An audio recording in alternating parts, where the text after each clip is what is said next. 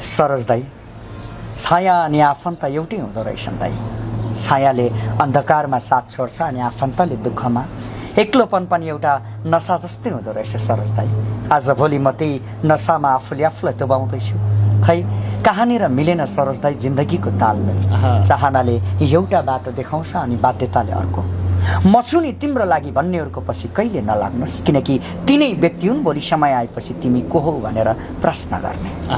सरोज दाई, कसैले खबर सोधेनन् भनेर नराम्रो नसोच्नुहोस्, किनकि यो दुनियाँमा खबर सोध्ने कम अनि खबर फैलाउने धेरै भेटिन्छ।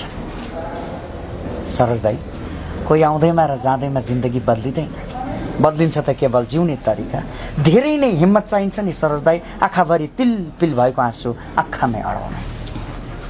केही आफन्तको लागि जति सुकै राम्रो काम गर्दा पनि सधैँ कमी निकाल्ने गर्छन्। लाग्छ उनीहरूको लागि गर्दन काट्दा पनि भन्छन् होला अलिकति सिधा काटिएन टेढो भएछ। तपाईँको फर्स्ट शब्द जाओस्, तपाईँले मैले कुराहरू बिर्सिँदैन एक्चुअली सुनेको या हेरेको भन्नु भने तपाईँको सुरुको शब्द चाहिँ कुन थियो तपाईँले मिडियामा दिँदाखेरि?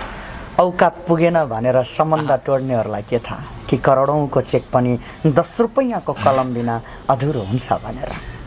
यो थियो पहिलाको चाहिँ। अब म कर्मश भन्दै जान्छु। धेरैजना साथीहरूले चाहिँ भन्दै हुनुहुन्छ कि एउटै शब्द बार बार दोहोरियो, हरेक मिडियामा एउटै आयो भन्नुहुन्छ।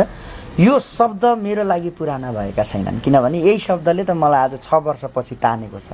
याद र विगतहरू मलाई दिनभरि सुनाउँदा पनि हुन्छ। यो शब्दलाई मेरो भनेर हक दाबी गर्न पनि पाउँदैन मैले, किनभने यो शब्दलाई मात्र मोडिफाई गरेर न्याय दिएको मात्रै हो। गीत गाउनेलाई कतिपयलाई लेख्नु आउँदैन, लेख्नेलाई गाउनु आउँदैन, होइन भन्नुहोस् त? हजुर। त्यो भएर यो शब्दलाई न्याय दिएको छु छुइनँ त्यो त अब जजहरू, अब लेख्ने मान्छेलाई थाहा होला। तर जति पनि अहिले जुन सामाजिक सञ्जालमा कमेन्टहरू हेर्दा चाहिँ सायद मैले न्याय दिएको छु। अबको यही हप्ताको मङ्गलबार अर्थात् बुधबारदेखि चाहिँ हजुरहरूले नयाँ नयाँ शब्दहरू प्रत्येक हप्ता सुन्न सक्नुहुनेछ। तबसम्मको लागि यो अहिले पनि म भने यो इन्टरभ्यू मेरो अन्तिम इन्टरभ्यू होला सायद।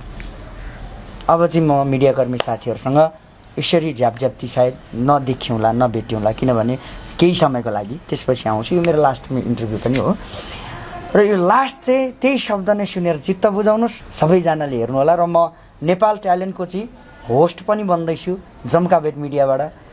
त्यसमा पनि म बिजी रहन्छु र म बाहिरको प्रोसेसमा पनि छु स्टेज प्रोग्रामको लागि। त्यो भएर पनि म अरू साथीहरूलाई टाइम दिनु सकेन भने कृपया माफी चाहन्छु।